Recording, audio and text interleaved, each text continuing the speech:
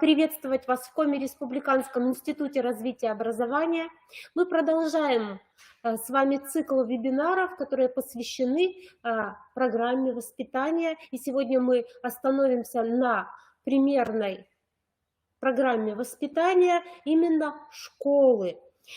Уважаемые коллеги, если кто-то из вас внимательно следит за тем, какие изменения происходят в программе, да, какие вносятся дополнения в программу, вы заметили, что первое изменение, оно было в августе месяце, в следующий раз это было в начале сентября, и последние дополнения были внесены уже 7 октября 2021 года. Ну что, давайте с вами вновь пройдемся по нашей программе, посмотрим, что у нас изменилось. Ну, а начнем мы с вами с того, что вспомним, что примерная программа воспитания, она утверждена 2 июня 2020 года на заседании Федерального учебно-методического объединения по общему образованию. Нормативно, где она у нас закреплена, вы знаете, что у нас внесены изменения в Федеральный закон об образовании в Российской Федерации именно по вопросам воспитания обучающихся, номер 304 ФЗ, последняя редакция от 31 июля 2020 года.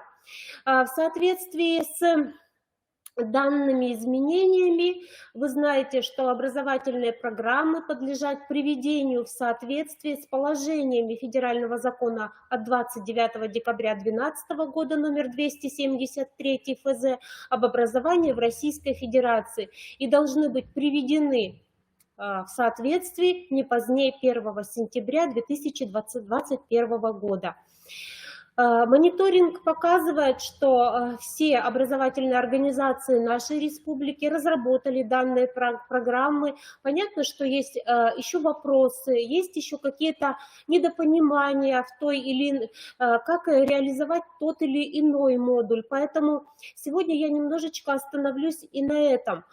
Хотя, наверное, опытные заместители директоров по воспитательной работе скажут, что все то, что мы видим в данных модулях, в данной программе, в принципе, всегда реализовывалось в наших образовательных организациях. Просто это приведено в систему. Четко в статье 2 нашего федерального закона четко прописано, четко регламентирована программа воспитания, которая вами разработана и утверждена и работает. Поэтому я вас очень прошу, наверное, перед началом учебного года мы на родительских собраниях не только ведь родителей знакомим с правами обучающихся, с правами родителей, обязанностями родителей обучающихся, но и, наверное, нужно знакомить с такими нормативно-правовыми актами, да, как программа воспитания вашей школы. Потому что, конечно же, она должна быть разработана и с учетом родителей, мнения родителей. Вот здесь я вам представила две методички, два методических пособия. Они разработаны Министерством просвещения Российской Федерации и Институтом стратегии развития образования Российской академии образования. Обратите внимание, что внизу есть даже ссылочка на эти методические рекомендации, то есть вы можете посмотреть, потому что содержание довольно интересное. Во втором методическом пособии представлены авторские программы школ России именно по воспитанию. Ну и вы видите, что в содержании первой методички как бы представлены модули, которые вы тоже можете просмотреть, как они реализуются. Значит, вот последнее содержание нашей примерной рабочей программы воспитания для общеобразовательных организаций. Представлена она на сайте Института детства именно 7 октября 2021 года. Сейчас мы с вами не будем здесь рассматривать, мы позже с вами прямо конкретно остановимся на модулях, на самом содержании. И если у вас будут вопросы, пожалуйста, задавайте в чате. Еще один ресурс, я хотела бы, чтобы вы обязательно им пользовались, да, как раз здесь ссылочка на наш институт детства, который является разработчиком программы воспитания. И посмотрите, я знаю, что наши педагоги, заместители директоров по воспитательной работе активно участвовали и комментировали те направления, те модули, активно участвовали в обсуждении этих программ воспитания. И вот как раз здесь вы можете увидеть программы воспитания для детских садов, для школ, для колледжей. Ну и здесь представлен календарь событий. Обратите внимание, что кроме этих программ, примерных рабочих программ воспитания, здесь есть все комментарии по каждому направлению, по структуре нашей программы воспитания. Поэтому обратите внимание и пользуйтесь данным ресурсом, потому что он интересный, он, наверное, более углубленно рассматривает эту программу с точки зрения именно педагогов Российской Федерации.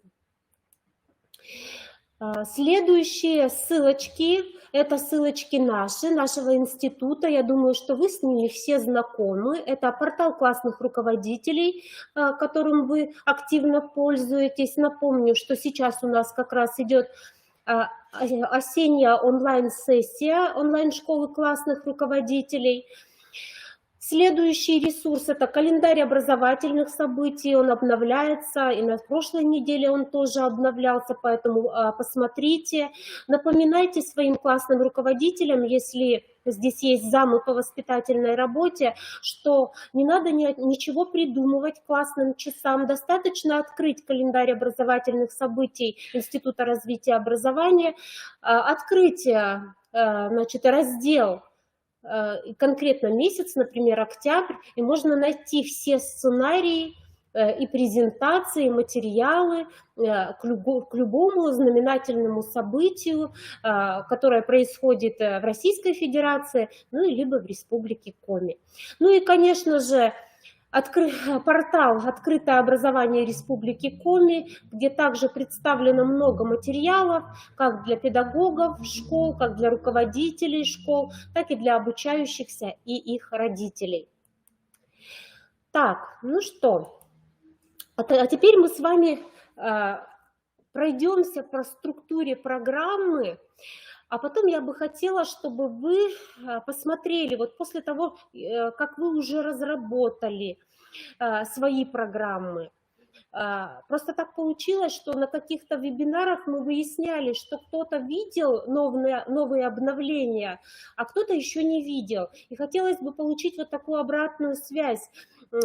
Сделана она у вас еще так, как это требовалось в 2020 и в 2021 году учебном, так скажем, во второй половине, либо вы уже все это знали и вы уже все перевели в порядок. Это очень важно, потому что мы понимаем, что даже по модулю «Классный руководитель», да, много вопросов, какова должна быть программа работы, да, или план работы классного руководителя.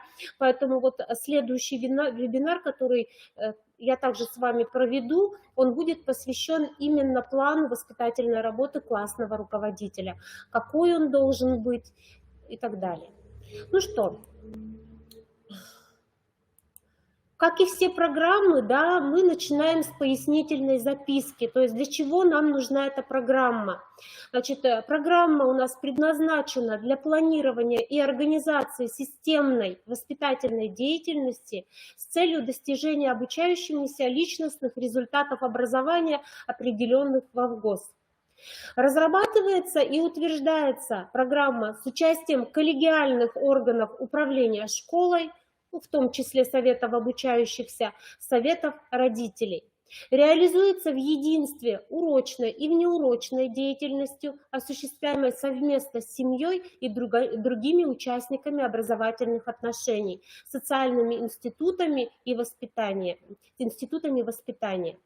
Предусматривает приобщение обучающихся к российским традиционным духовным ценностям, включая культурные ценности своей этнической группы, правилам и нормам поведения в российском обществе. Ценности Родины и природы лежат в основе патриотического воспитания. Ценности человека, дружбы, семьи лежат в основе духовно-нравственного воспитания.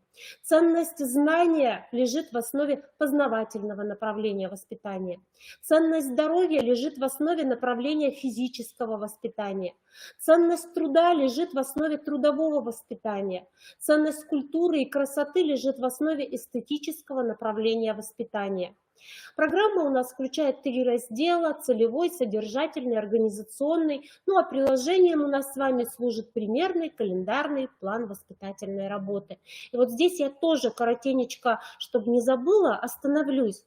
Уважаемые коллеги, мы не должны заставлять классного руководителя выполнять все то, что написано в календарях, да, российского уровня, нашего, потому что очень много событий, да. Классный руководитель, он должен выбирать сам. Самое главное, чтобы он проводил эту работу. Но все он проводить не может, вы сами это понимаете. Поэтому здесь будьте поаккуратнее. Самое главное, чтобы план реализовывался, но он тоже не должен быть переполненным. Уважаемые коллеги, вы меня слышите? Я просто сейчас вижу, что Светлана написала, что нет связи. Как остальные? Слышно, да? Уважаемые коллеги, если у вас проблемы, вы просто перезапустите свою программу, такое бывает. Идем дальше.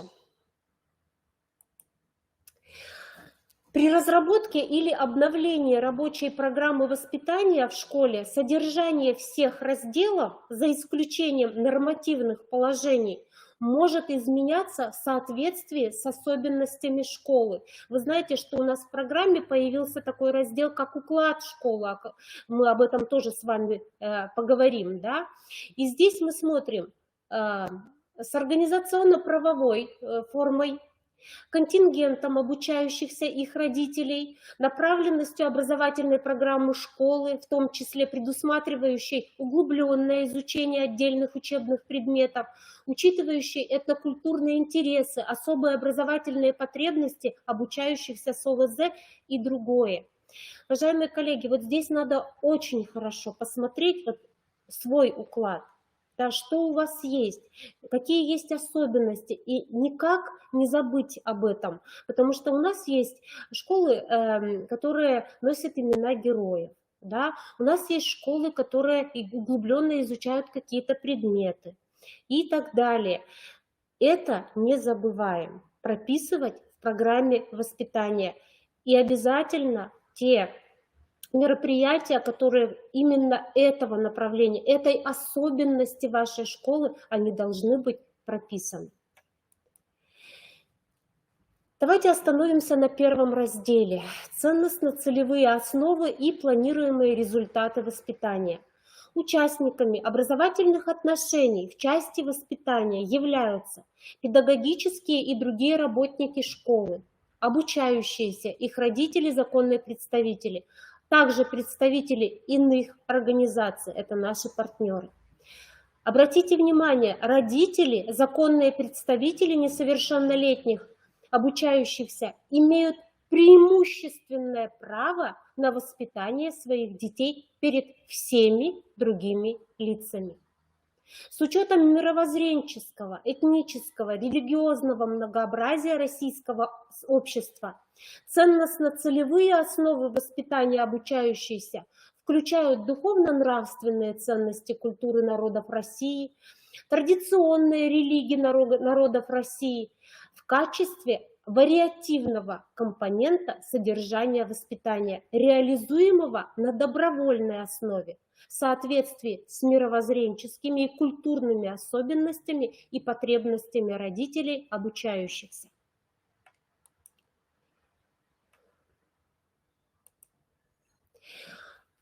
Давайте вспомним цели и задачи воспитания в школе. Цель – это создание условий для личностного развития, самоопределения и социализации обучающихся на основе социокультурных, духовно-нравственных ценностей и принятых в российском обществе правил и норм поведения в интересах человека, семьи, общества и государства. Формирование у обучающихся чувства патриотизма, гражданственности, уважения к памяти защитников Отечества и подвигам героев Отечества, закону и правопорядку, человеку труда и старшему поколению, взаимного уважения, бережного отношения к культурному наследию и традициям многонационального народа Российской Федерации, природе и окружающей среде.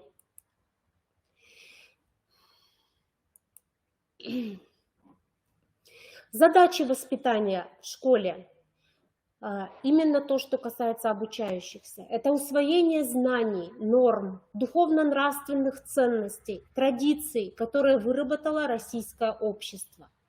Это формирование и развитие позитивных личностных отношений к этим нормам, ценностям и традициям, приобретение соответствующей этим нормам, ценностям, традициям социокультурного опыта поведения, общения, межличностных и социальных отношений, применения полученных знаний и сформированных отношений на практике, опыта нравственных поступков и социально значимых дел.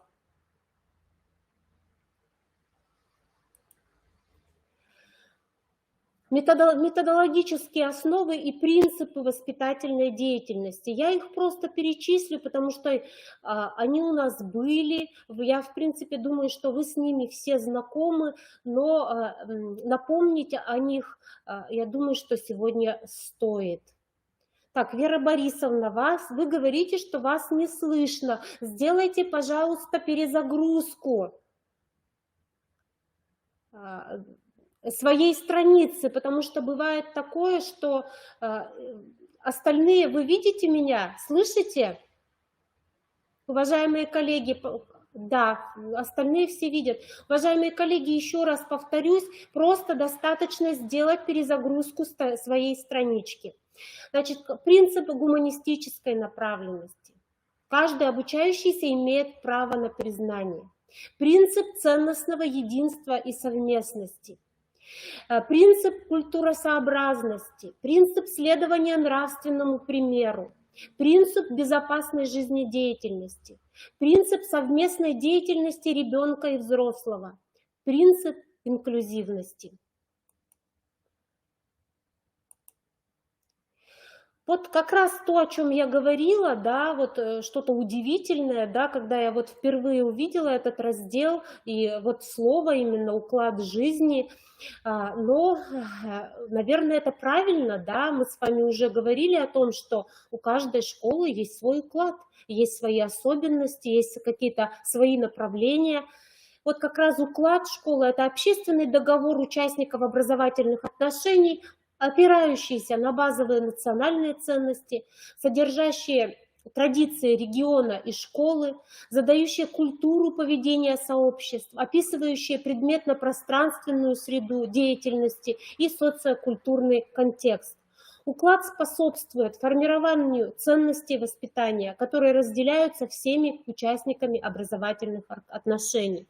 Поэтому вот когда мы разрабатывали с вами свои программы воспитания, Анастасия Николаевна, Галина Владимировна проводили с вами работу, говорили, что разрабатывает программу, да, воспитания в школе команда. Да? Это не один человек, заместитель директора по воспитательной работе, либо директор школы. Это команда, которая разработала да, эту программу вместе. Это и педагоги, это и администрация школы, это ваши социальные партнеры, это совет обучающихся и, конечно же, это ваши родители. Я думаю, что у кого создана вот такая была команда, и которая сейчас работает, я думаю, что сложностей в этой программе, составить эту программу у вас совершенно не было.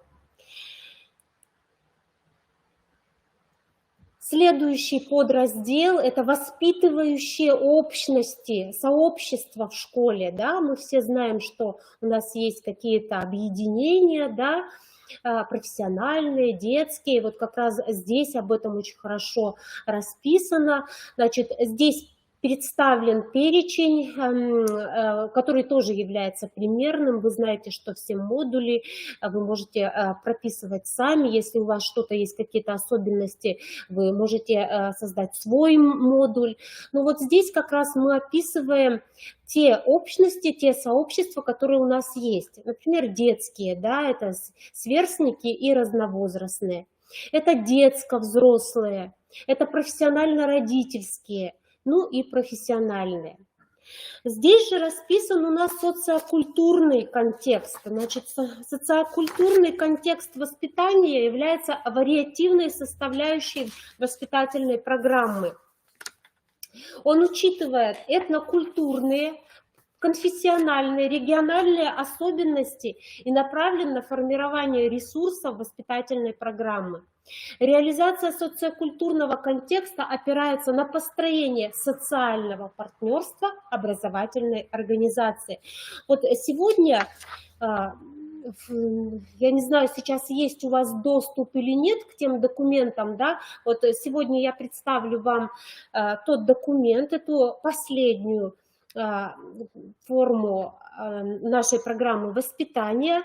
Свою презентацию вы можете скачать, чтобы воспользоваться потом уже на своих или педагогических советах, или каких-то, может, совещаниях с руководителем образовательной организации. Так. Основные направления воспитания обучающихся. О них мы уже говорили, да, но они должны присутствовать. Если вы знакомились с этим документом, сейчас я попытаюсь его открыть, надеюсь, вы его увидите.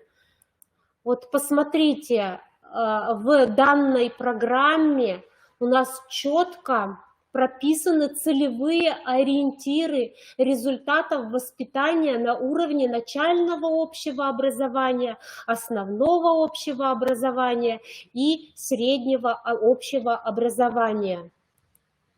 Ага. Меня видно и слышно?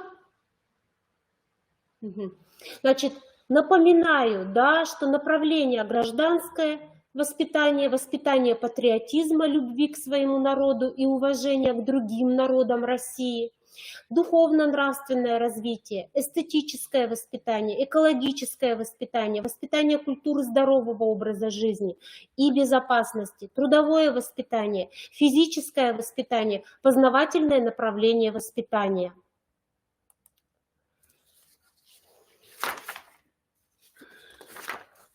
Ой. Так, сейчас, извините, пожалуйста, перескочили мы куда-то.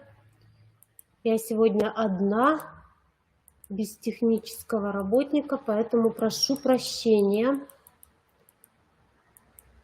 Так, вот мы с вами остановились на основных направлениях. Дальше я вам показала требования к планируемым результатам. Очень замечательно, что они у нас прописаны в этой таблице. То есть, в принципе, мы с вами знаем, к чему нужно идти. Я прошу вас, если кто-то еще не изучал вот эти ориентиры, которые прописаны, тоже рассмотреть их на своих методических объединениях, на своих совещаниях. Если нужно будет, мы с вами возвратимся и посмотрим отдельно эти таблички. Ну, а теперь мы с вами остановимся на очень важном, о чем я сегодня хотела поговорить, именно модули, это содержание, виды и формы воспитательной деятельности. Напоминаю, что состав и содержание модулей определяется с учетом уклада школы, реальной деятельности, имеющихся в школе ресурсов и планов. Можно формировать свой перечень вариативных модулей, разрабатывать и включать в рабочую программу новые модули. Перечни видов и форм деятельности являются примерными. В рабочую программу включаются виды и формы деятельности, которые используются в школе или запланированы.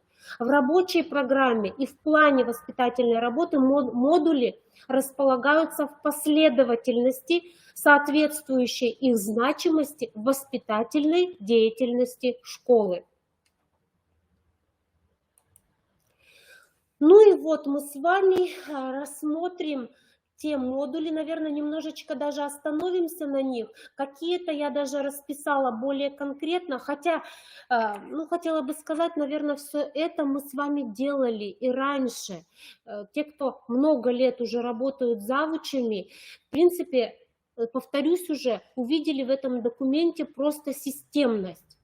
Все, что расписано, мы с вами делали. Просто сейчас мы это конкретно расписали и систематизировали. Значит, нам предлагаются такие инвариативные модули. Это основные школьные дела. Значит, что сюда входит? Это общешкольные праздники, ежегодные творческие мероприятия, связанные с государственными праздниками, памятными датами, в которых участвуют все классы. Сюда входят всероссийские акции, посвященные значимым событиям в мире и в России. Это торжественные мероприятия, связанные с завершением образования. Это церемонии награждения за активное участие в жизни школы, достижения в конкурсах, соревнованиях. Это социальные проекты в школе. Это проводимые для жителей поселения или своего района, или организуемые совместно с семьями какие-то фестивали, праздники. Это разновозрастные сборы, например, многодневные выездные события. Это какие-то творческие дела. Это вовлечение по возможности каждого обучающегося в школьные дела в разных ролях. То есть в ролях постановщиков, сценаристов, корреспондентов, исполнителей, каких-то музыкальных редакторов, ведущих и так далее. Наблюдение за поведением обучающихся в ситуациях подготовки, проведения, анализа основных школьных дел и мероприятий. Вот на втором модуле я бы хотела остановиться. Я вот не думаю, что у вас возникли какие-то проблемы, но однако от вас все равно приходят звонки с не совсем пониманием, надо ли включать, что надо включать. И вот давайте немножечко мы с вами посмотрим, что туда должно быть включено. Значит, реализация воспитательного потенциала классного руководителя предусматривает планирование и проведение классных часов. Понимаете, что они должны быть тематическими. Это было в Советском Союзе, кто рос, да, и жил в Советском Союзе. Это не обсуждение поведения, это не обсуждение того, кто какую оценку получил на прошлой неделе, да, это все должно рассматриваться индивидуально, а это именно тематические классные часы, возможно, с привлечением ваших социальных партнеров, возможно, родителей, что вы тоже очень активно демонстрируете на наших площадках. Это поддержка активной позиции каждого обучающегося, предоставление ему возможности обсуждения и принятия решений, создание благоприятной среды для общения. Это инициирование и поддержка участия класса в общешкольных мероприятиях, делах, оказание необходимой помощи обучающимся в их подготовке, проведении и анализе.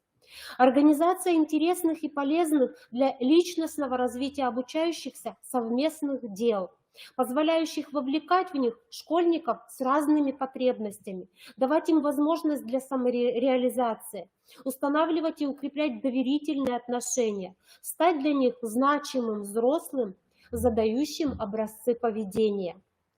Сплочение коллектива класса через игры и тренинги, на сплочение и командообразование. Это неучебные и внешкольные мероприятия, это походы, экскурсии, празднование в классе дней рождения обучающихся, это классные огоньки и вечера. Выработка совместно с обучающимися правил поведения в классе, помогающих освоить нормы и правила общения, которым они должны следовать в школе. Изучение особенностей личностного развития обучающихся класса через наблюдение за их поведением в повседневной жизни, в специально создаваемых педагогических ситуациях, в играх, беседах по нравственным проблемам.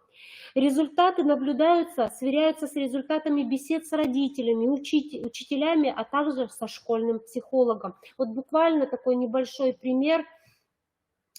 Совсем недавно, когда у нас был педагогический форум, была такая площадка, как раз вот мы дойдем с вами до модуля «Школьный урок», где прекрасно учителями гимназии имени Пушкина и гимназии искусств был представлен воспитательный компонент урока.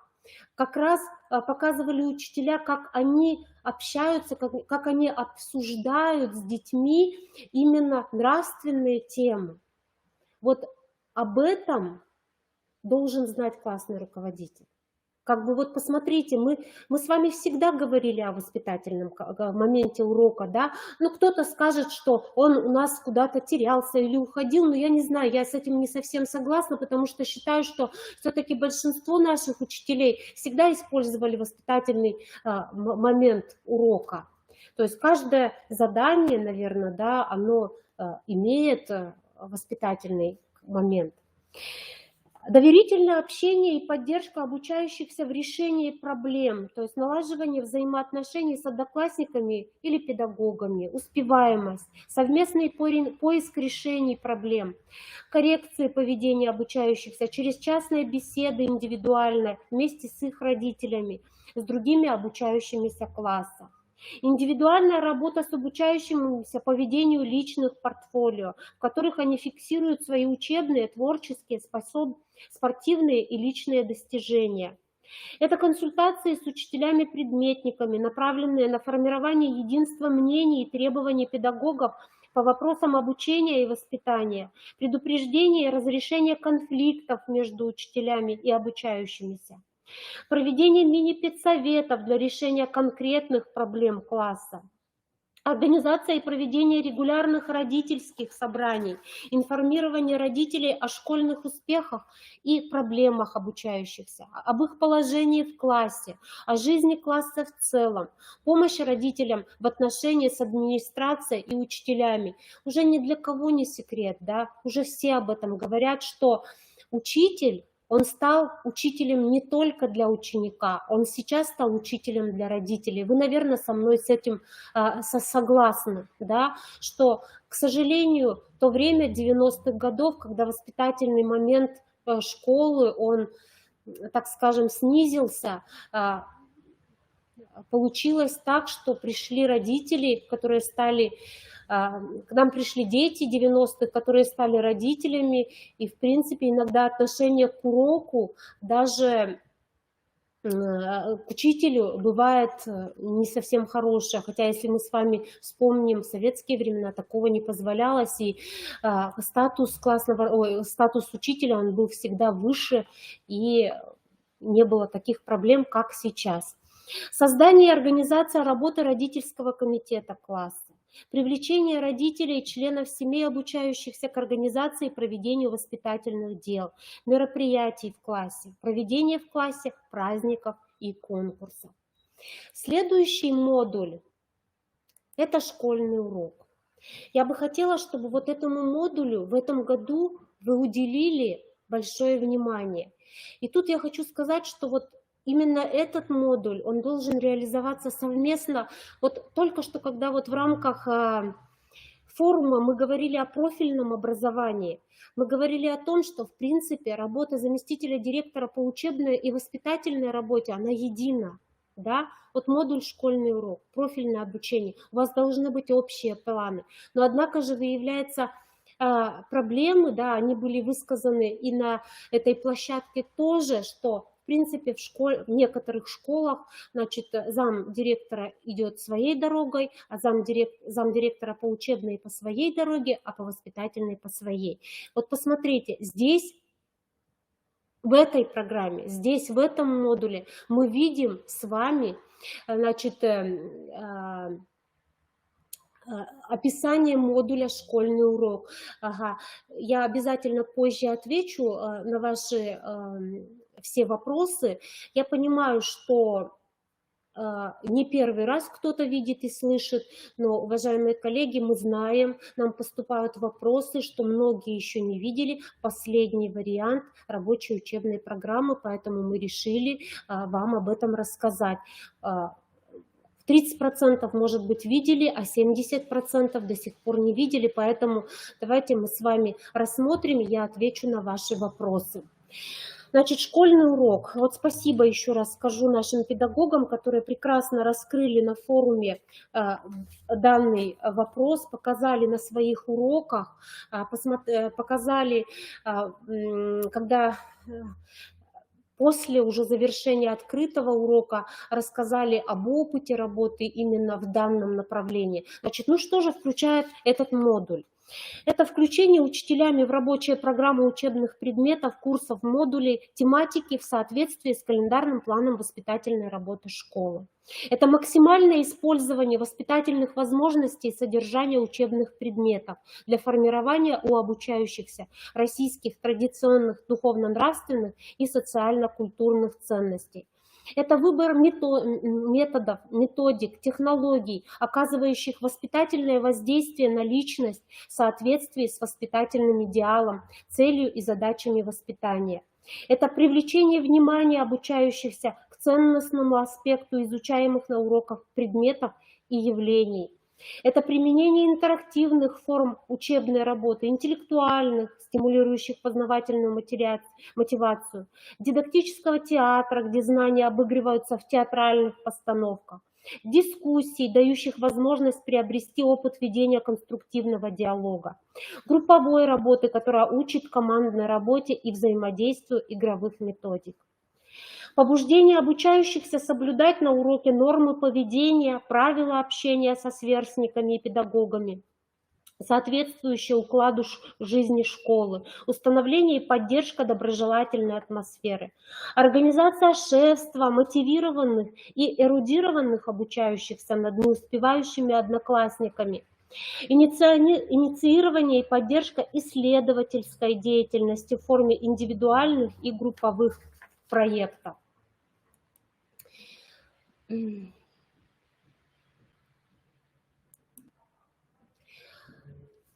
Еще один модуль, да, его не все видели, потому что были вопросы.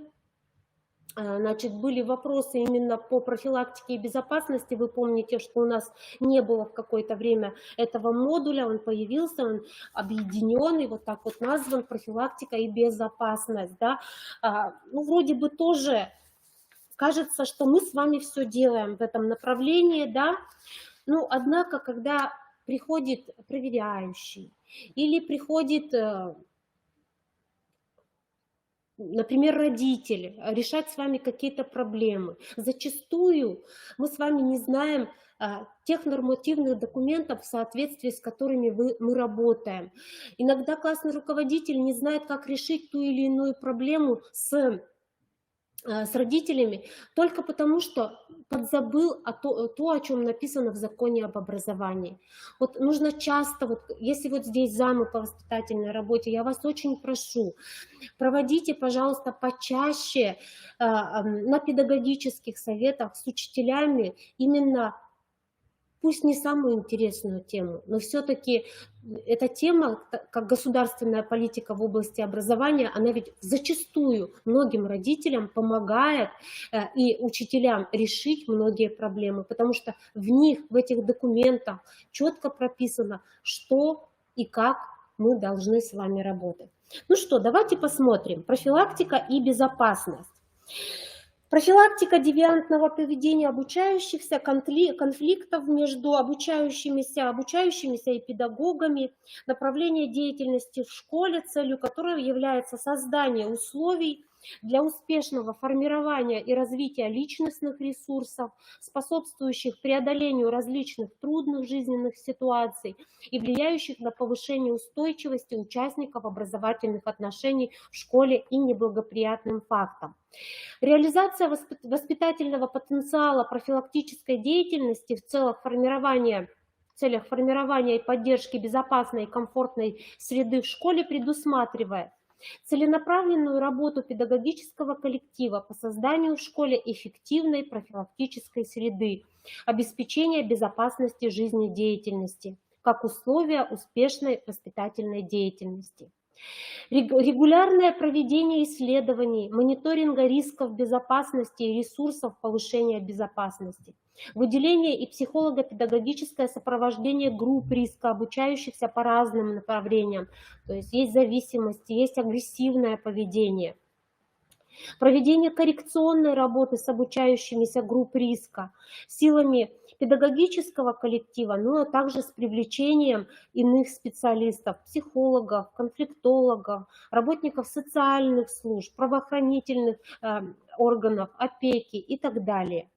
Разработку и реализацию в школе профилактических программ, направленных на работу с девиантными обучающимися, так и с их окружением, сообществами класса, сверстников, школы в целом, организацию межведомственного взаимодействия.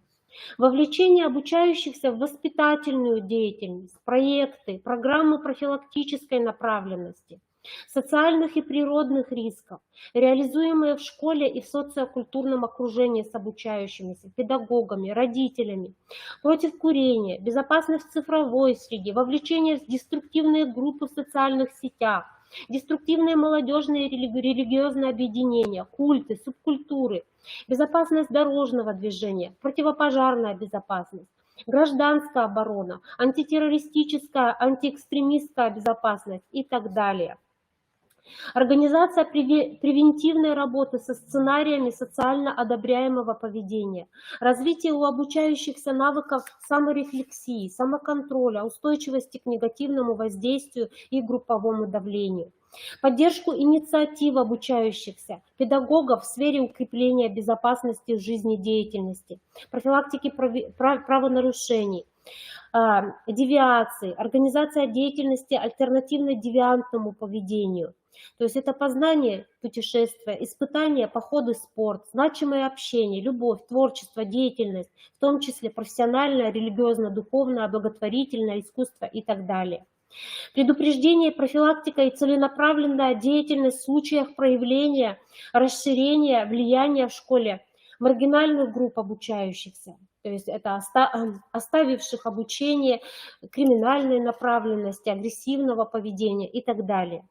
Поддержка и профилактика расширения групп детей, семей обучающихся, требующих специальной психолого-педагогической поддержки и сопровождения. Это слабоуспевающие, это социально запущенные, это осужденные, социально неадаптированные дети-мигранты и так далее. Вот сейчас мы вкратце с вами тоже посмотрим другие наши модули, да, больше вопросов, которые вот именно нам задавали, были вот по данным модулям, которые я сейчас вам немножечко раскрыла. Значит, у нас с вами есть внеурочная деятельность, да, которая тоже является модулем. Значит, ее мы реализуем через вовлечение обучающихся в интересную и полезную деятельность, формирование в кружках, секциях, клубах, студиях, которые объединяют обучающихся и педагогов позитивными эмоциями и доверительными отношениями, поддержку средствами внеурочной деятельности обучающихся с выраженной лидерской позицией, поощрение педагогическими работниками детских инициатив, проектов, самостоятельности. Реализация воспитательного потенциала внеурочной деятельности в школе осуществляется в рамках следующих выбранных обучающимися курсов. То есть есть курсы, занятия, какие-то другие формы работы в рамках неурочной деятельности. Но самое главное, что они все направлены на патриотизм, направленность гражданско-патриотическая, военно-патриотическая, краеведческая, историко-культурная, духовно-нравственная, познавательная, научная, исследовательская, просветительская, экологическая, природоохранная, художественная, эстетическая в области искусства, туристско-краеведческая, оздоровительная и спортивная. Внешкольные мероприятия.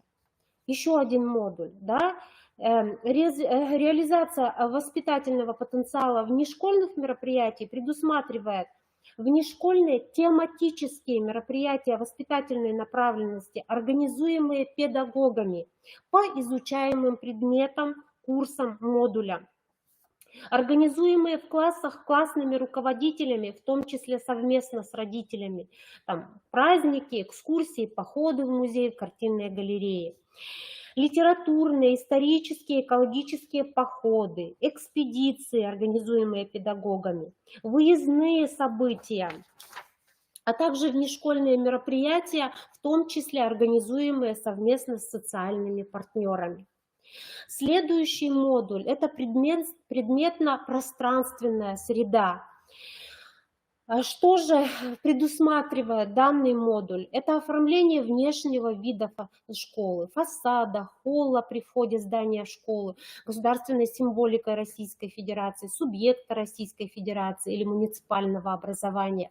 Это изображение символики российского государства в разные периоды тысячелетней истории России. Это карты России, регионов, муниципальных образований. Это художественные изображения природы России, региона, местности, предметов традиционной культуры и быта, духовной культуры народов России. Это портреты выдающихся государственных деятелей России в прошлом, деятелей культуры, науки, искусства, военных. Это звуковое пространство в школе, работа школьного радио или аудиосообщения в школе, музыкальное какое-то сопровождение, ну и в том числе не только современной музыки, да, здесь имеется в виду, а именно духовно-нравственного содержания, там какие-то патриотические песни, в том числе и гимн Российской Федерации, ну и регионов. Места гражданского почитания. Вот тут особенно касается школ, которые носят какого-то выдающегося деятеля или ученого, или героя, или защитника Отечества в помещениях школы или прилегающей территории. Это места новостей, то есть оформленные места, стенды в школьных помещениях, содержащие в доступной, привлекательной форме новостную информацию позитивного, гражданско-патриотического, духовного, нравственного, поздравления педагогов и обучающихся и так далее. Размещение регулярно сменяемых экспозиций творческих работ, что мы очень часто сейчас видим в школах, да, когда сами классы, да, представляют работы своих ребят, тех, кто занимается в художественных школах, кто занимается фотографированием, либо делают какие-то поделки.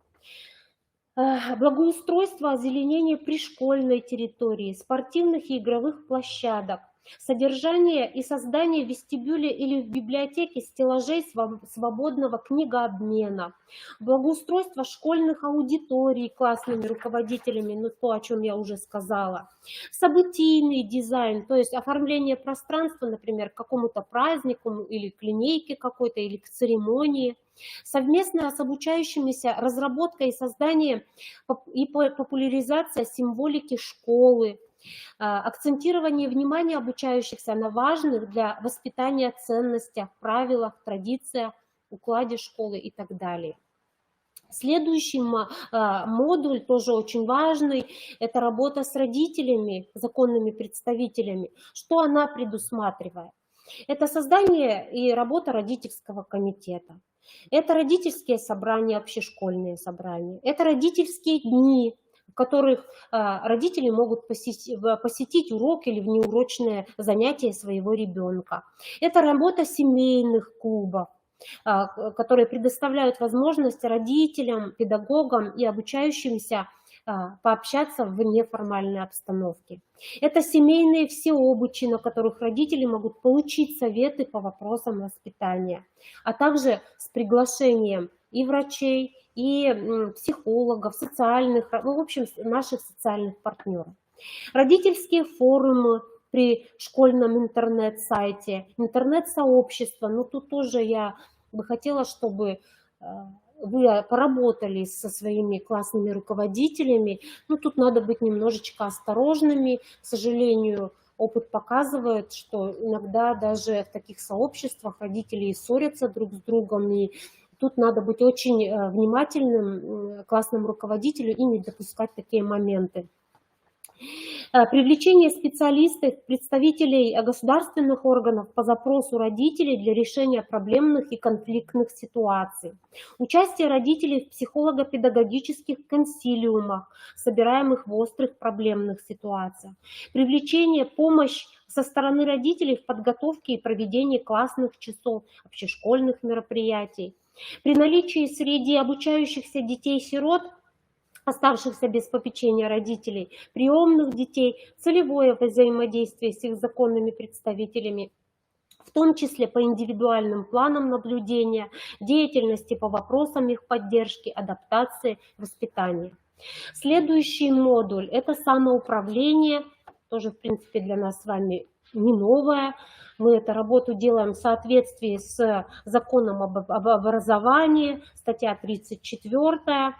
Там прописано, что наши обучающиеся имеют право реализоваться через систему ученического самоуправления. И вот данный модуль может предусматривать обеспечение деятельности совета обучающихся, представление интересов обучающихся в процессе управления образовательной организацией, защита прав обучающихся, участие в разработке, обсуждении и реализации рабочей программы воспитания, объединение усилий совета обучающихся педагогов и родителей по реализации законных интересов обучающихся в процессе обучения в общеобразовательной организации. Ну и, конечно же, участие советов обучающихся в анализе результатов воспитательной деятельности, ну, понятно, с учетом их возраста. Ну, по профилактике безопасности мы с вами поговорили. Еще один важный момент, который вы, в принципе, реализуете, потому что не раз смотрела материалы школ, которые участвуют в конкурсах, и всегда видела, что активно раскрывается именно вопрос социального партнерства в школы. Поэтому, наверное, тоже ничем не удивлю. Значит, что предусматривается? Участие представителей организаций партнеров, в том числе в соответствии с договорами о сотрудничестве, в проведении отдельных мероприятий в рамках рабочей программы воспитания и календарного плана воспитательной работы. Это дни открытых дверей, это какие-то праздники общегосударственные, школьные, какие-то торжественные мероприятия. Это участие партнеров в проведении отдельных уроков, неурочных занятий, проведение на базе организаций партнеров отдельных уроков, занятий, каких-то внешкольных мероприятий, акций. Это открытые дискуссионные площадки, возможно, детские, педагогические, родительские, а может быть совместные какие-то у вас. Ну и, конечно же, это реализуемые вами социальные проекты вместе с социальными партнерами. Еще один из важных, значит, последний, получается, здесь модуль, это профориентация. Он очень важен, я считаю, тоже. Вообще, посмотрите, все модули, которые мы сейчас с вами посмотрели, они все направлены на воспитание той личности, о которой пишут в законе об образовании, да, и в программе воспитания, что это высоконравственная личность, это патриот своей родины, человек, любящий свою родину, своих родителей, своих предков, помнящий историю своей родины и так далее.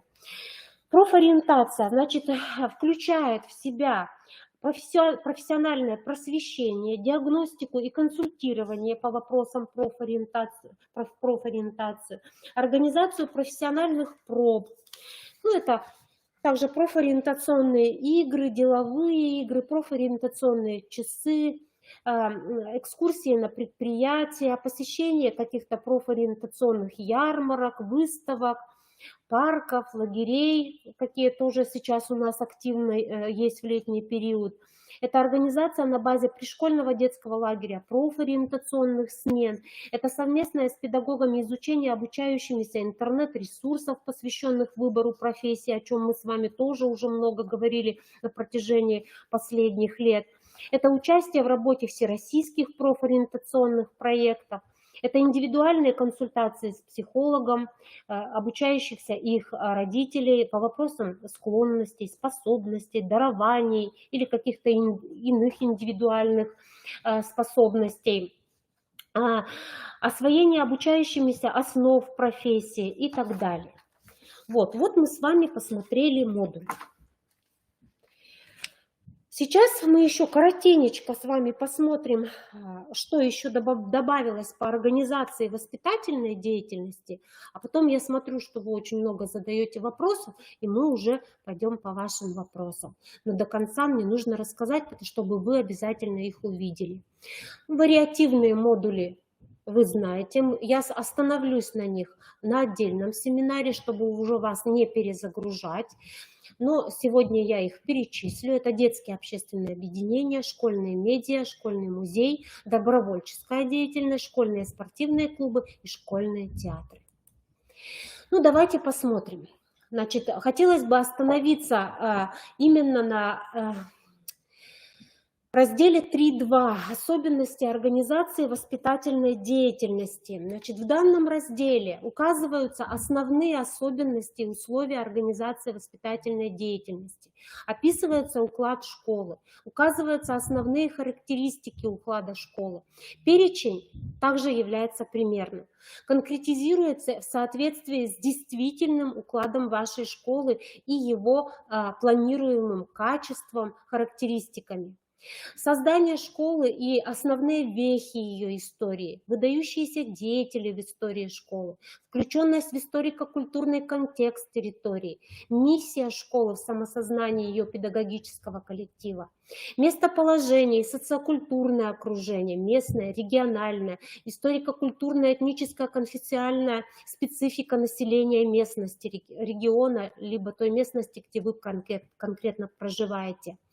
Организационно-правовая форма, наличие разных уровней общего образования, направленность образовательных программ, контингент обучающихся их семей, наличие социальных партнеров, наиболее значимые традиционные дела, события, мероприятия в школе, наличие учебных предметов, курсов, практик гражданской, духовно-нравственной, социокультурной, экологической и так далее воспитательной направленности. Наличие существенных проблемных зон, дефицитов, препятствий воспитательной деятельности и решения этих проблем. Кадровое обеспечение, что тоже очень важно, да, обратите внимание, в данном разделе могут быть представлены решения на уровне школы, по разделению функционала, связанного с планированием, организацией, реализацией, обеспечением воспитательной деятельности, по вопросам повышения квалификации педагогических работников в сфере воспитания, психолого-педагогического сопровождения обучающихся, в том числе с ОВЗ и другими, категории привлечения специалистов других организаций, образовательных, социальных, правоохранительных и так далее. Это пишем здесь. В нормативно-методическом обеспечении могут быть представлены решения на уровне школы по принятию, внесению изменений в должностные инструкции педагогических работников по вопросам воспитательной деятельности, ведению договорных отношений, сетевой форме организации образовательного процесса, сотрудничеству с социальными партнерами, нормативно-методическому обеспечению воспитательной деятельности. Также здесь представляются ссылки на локально-нормативные акты, в которых вносятся изменения в связи с утверждением рабочей учебной программы. Требования к условиям, обеспечивающим достижение планируемых личных результатов, личностных результатов в работе с особыми категориями детей. Тоже обратите внимание, конечно, у каждого из вас свое здание, свои какие-то особенности. Может быть, и не созданы какие-то именно в здании, но у вас есть дети, которые учатся по программам, да, которые адаптированные программы для таких деток. Данный раздел наполняется конкретными материалами с учетом ситуации в школе в отношении детей с ОВЗ, потому что есть школы, в которых нет таких детей, такие есть маленькие школы. Здесь распитывается количество, возраст, особенности и другое. Особыми задачами воспитания обучающихся с ОВЗ является налаживание эмоционально-положительного взаимодействия детей с ОВЗ с окружающими для успешной адаптации и интеграции в школе. Это формирование доброжелательного отношения к детям с ОВЗ и их семьям со стороны всех участников образовательных отношений. Это построение воспитательной деятельности с учетом индивидуальных особенностей каждого обучающегося. Это активное привлечение семьи и ближайшего социального окружения к воспитанию обучающихся с ОВЗ. Это обеспечение психолого-педагогической поддержки семей с обучающимися с ОВЗ в развитии и содействии повышению уровня их педагогической, психологической, медико-социальной компетентности. Это индивидуализация в воспитательной работе с обучающимися с ОВЗ. Еще важный момент, на который хотелось бы с вами тоже остановиться, это система поощрения социальной успешности и проявления активной жизненной позиции обучающихся. Согласитесь, тоже очень момент важный, наверное, о нем никогда нигде не прописывалось, да, ведь? А вот в данной программе как раз это прописано, и мы должны об этом помнить и использовать формы поощрения, проявление активной жизненной позиции обучающихся, их социальной успешности. Значит, формы тоже вы, значит, выбираете сами. Это какие-то индивидуальные групповые портфолио, это рейтинги. Значит, вообще система проявления активной жизненной позиции и поощрения социальной успешности строится на принципах публичности, открытости поощрений, то, что мы с вами делаем, да, но тоже согласитесь, что бывают такие моменты, о которых мы тоже знаем, что, например, ребенок проявился, получил какую-то грамоту за первое, второе место, а бывает, что как-то ему лично это вручается. Такие моменты тоже бывают в школах, да, и это мы тоже обсуждаем внутри. Вот это тоже нужно все смотреть, чтобы все-таки, если человек проявился, чтобы об этом увидел весь класс. Конечно, сейчас, наверное, реже проводятся общешкольные линейки, да, потому что в условиях пандемии мы живем, да, но все-таки, например, очень приятно получить на каком-то важном мероприятии данную грамоту или данную, значит, благодарность. Должна быть прозрачность правил поощрения, то есть обязательно положение о награжденных, да, о награждении, чтобы все было по тому порядку, как у вас написано, чтобы в приказе, да, который к вам приходит или вы формируете, чтобы четко было все прописано. Сочетание индивидуального и коллективного поощрения, привлечение к участию в системе поощрений на всех стадиях родителей, то есть при родителях можно, также мы с вами и родителей поощряем. Значит, ну, про портфолио я уже говорить тут не буду, вы уже за столько лет наизусть, думаю, знаем мы уже, что такое, значит, портфолио. Рейтинг – это размещение обучающихся или групп в последовательности, определяемой их успешностью или достижениями. Ну, вы зачастую у себя в классе вот показываете, что вот у вас есть отличники, вот у вас хорошисты. Ну, не забываем, конечно же, о ребятах, которые занимаются творчеством, о ребятах, которые занимаются в спорте. Это их интерес, они в этом особенные, и за это тоже надо похвалить. Так, еще один важный момент, совсем чуть-чуть у нас осталось времени. анализ воспитательного процесса и результатов воспитания. Анализ воспитательного процесса и результатов воспитания осуществляется в соответствии с планируемыми результатами воспитания, личностными результатами обучающихся на уровне начального, основного, среднего, общего образования. В том документе, который вы увидите, а может кто-то и видел, значит, вы увидите эти таблицы. Основным методом анализа воспитательного процесса в школе является ежегодный самоанализ воспитательной работы с целью выявления основных проблем и последующего их решения с привлечением при необходимости внешних экспертов. Планирование анализа воспитательного процесса и результатов воспитания включается в календарный план воспитательной работы. Значит, каковы основные направления анализа воспитательного процесса? Значит, предложенные направления тоже являются примерными.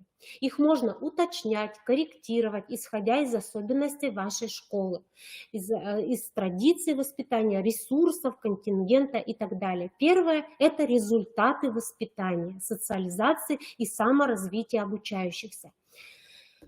Это динамика личностного развития обучающихся в каждом классе. Анализ проводится классными руководителями вместе с заместителем директора по воспитательной работе.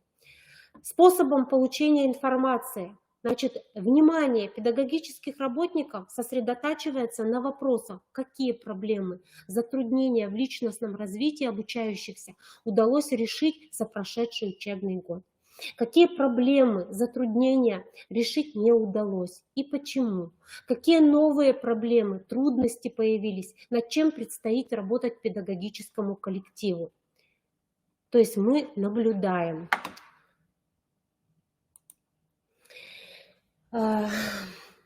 Второе. Состояние организуемой совместной деятельности обучающихся и взрослых. Анализ проводится заместителем директора по воспитательной работе, классными руководителями с привлечением актива родителей, обучающихся, актива совета школы. Способами получения информации о состоянии организуемой совместной деятельности обучающихся и педагогических работников могут быть анкетирование, беседы с обучающимися их родителями, педагогическими работниками, представителями совета обучающихся. Итогом самоанализа является перечень выявленных проблем, над решением которых предстоит работать педагогическому коллективу. Итоги самоанализа оформляются в виде отчета, составляемого заместителем директора по воспитательной работе. Если есть советник директора, совместно с ним в конце учебного года рассматриваются и утверждаются педагогическим советом или иным коллегиальным органом управления в школе. Ну и тоже надо сказать о приложении, да, тоже вы уже получали примерный календарный план воспитательной работы. Он разрабатывается в свободной форме, но он вам предложен, если вы им воспользовались, замечательно, предложен он Институтом детства, уже с указанием содержания дел, событий, мероприятий по направлениям воспитательной деятельности, модулям в содержательном разделе, участвующих классов или иных групп обучающихся, сроков, в том числе сроков подготовки ответственных лиц. Данный план обновляется ежегодно к началу очередного учебного года. Ну что, а теперь, наверное, я отвечу на вопросы. Александр Михайлович, я не вижу. Как можно поближе мне? Как-то вот.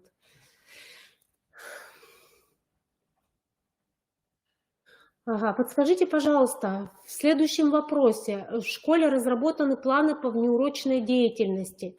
Также инвариативный модуль есть в рабочей программе воспитания.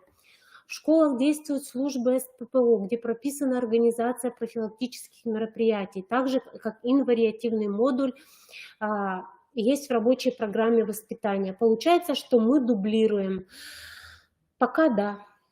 Пока получается так, пока мы еще от тех планов с вами тоже не ушли, но я думаю, что так как у нас с вами еще переходный период, ведь вы знаете, что если мы с вами внедрили эту программу, внедрили ее с учреждения СПО, то обсуждение еще идет у дошкольников. Я думаю, что когда уже будет общие принятые изменения, я думаю, что они еще будут, потому что вы сами видите, что есть еще вопросы по данной программе, которые вам тоже непонятны, да, и мне кажется, потом мы уже уйдем от всего остального и будем конкретно работать только с этой программой. Но это мое мнение. Пока так, особенно так, когда есть так, работают удаленно, когда есть методисты в школах, профессионально работают, вот тоже вот сейчас скажу такую вещь, да, встречались мы с нашими коллегами, даже вот с СПО, у меня как раз площадка была с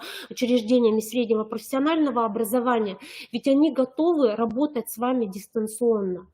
Мы готовы работать с вами дистанционно. Есть у нас прекрасный проект «Мобильный методист». Вот в этом году мы уже были в одном из районов Республики Коми.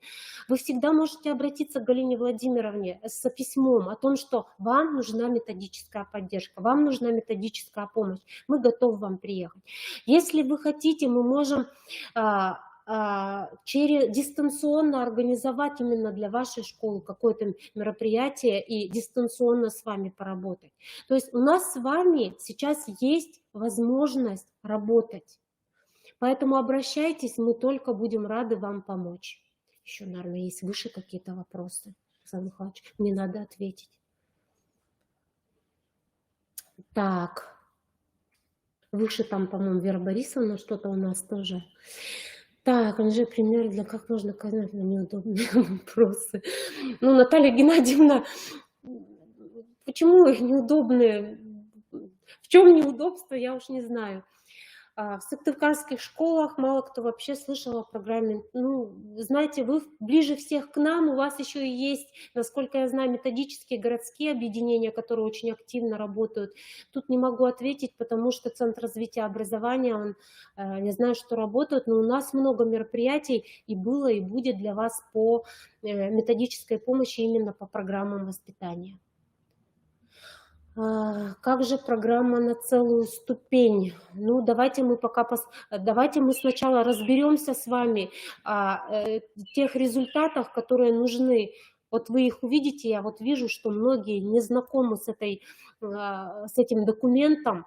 Посмотрите внимательно, вы увидите, что требования есть уже ко всем уровням образования. Но мы не можем же с вами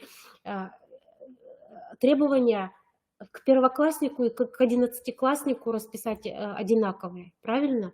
Все равно мы с вами учитываем их возраст и возрастные особенности. Еще есть так, есть еще, наверное.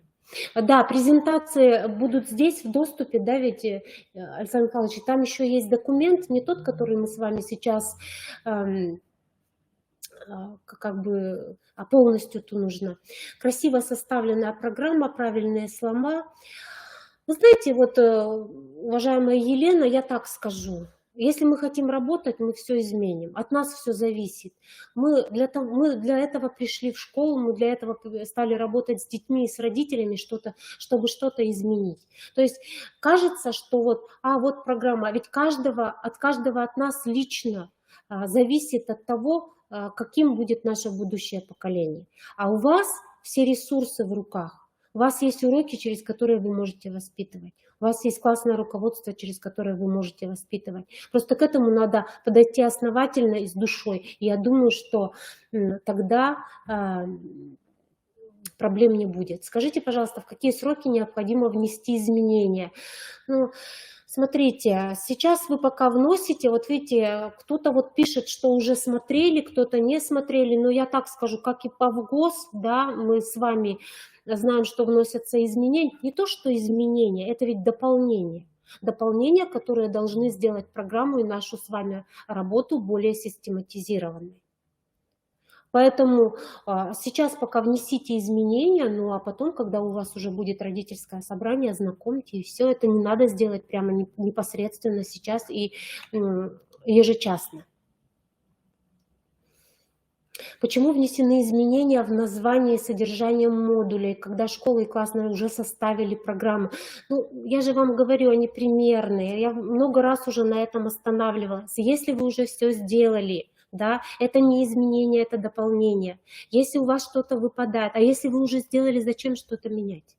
Если вы считаете, что этого достаточно, то, пожалуйста, оставляйте. Это вам предлагают примерные, как систематизировать воспитательную работу. Уважаемые коллеги, мы сейчас разместили, значит, да, документ мы сейчас с вами, мы разместим сейчас с Александром Михайловичем, вы можете их скачать, да? Да. Уважаемые коллеги, есть ли у вас еще вопросы? Ну, мы с вами еще продолжим работу. Следующая наша встреча будет сейчас в ноябре месяце. Мы с вами поговорим уже конкретно о классных руководителях, о планах и так далее. Задавайте вопросы. Можете звонить. Мои данные у вас есть. Я всегда прописываю все свои документы и какие-то информационные письма. Я лично шлю в каждую школу. Поэтому все телефоны у вас имеются. Ну что, спасибо вам, уважаемые коллеги. Возьмите, пожалуйста, документы, которые вам представлены. Ну и всего вам хорошего. Удачи вам. Спасибо.